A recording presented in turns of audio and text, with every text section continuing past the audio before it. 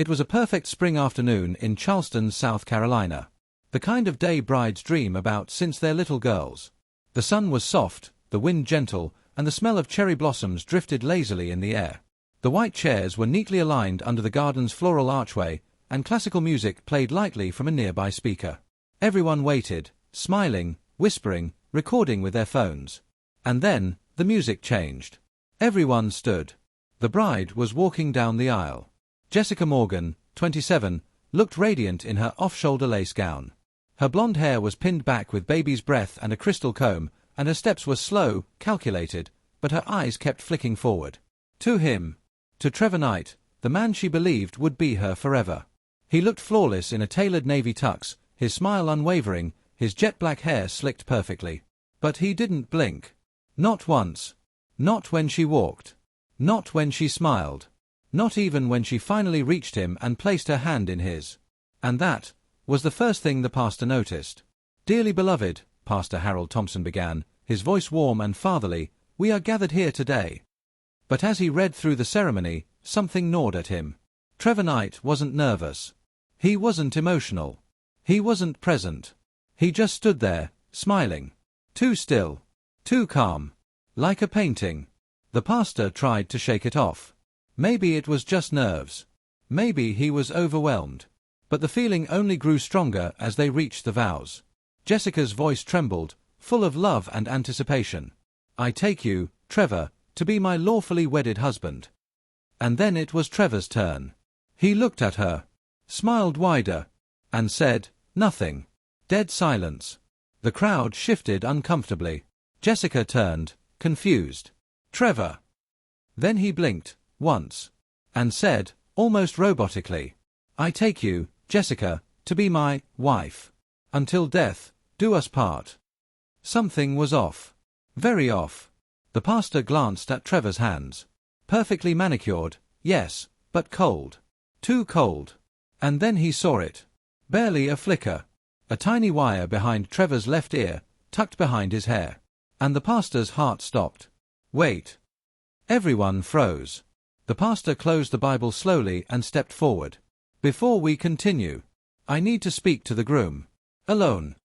Jessica's eyes widened. "Why? What's wrong?" But the pastor was already motioning for the best man and groomsmen to help escort Trevor inside. Murmurs filled the air. The audience leaned in, whispering, speculating.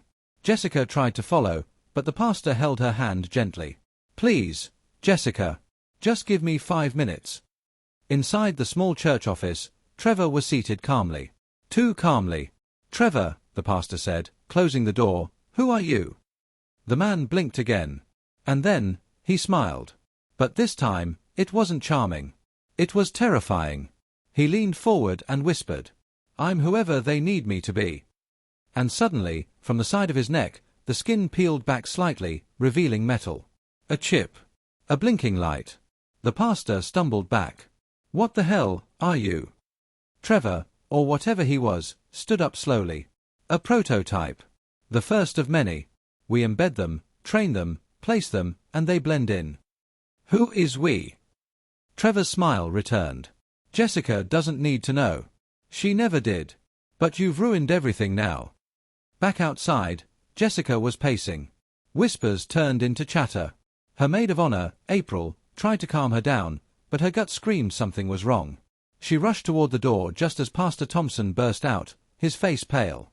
"Call the police," he told her. "Right now." "What? Why? What's going on?" The pastor grabbed her shoulders. "That man is not who you think he is." Within minutes, officers arrived. But Trevor was gone. Vanished. No footprints. No exit.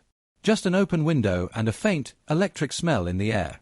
Jessica stared at the tux jacket left behind. There was no phone, no wallet, and most disturbingly, no ID.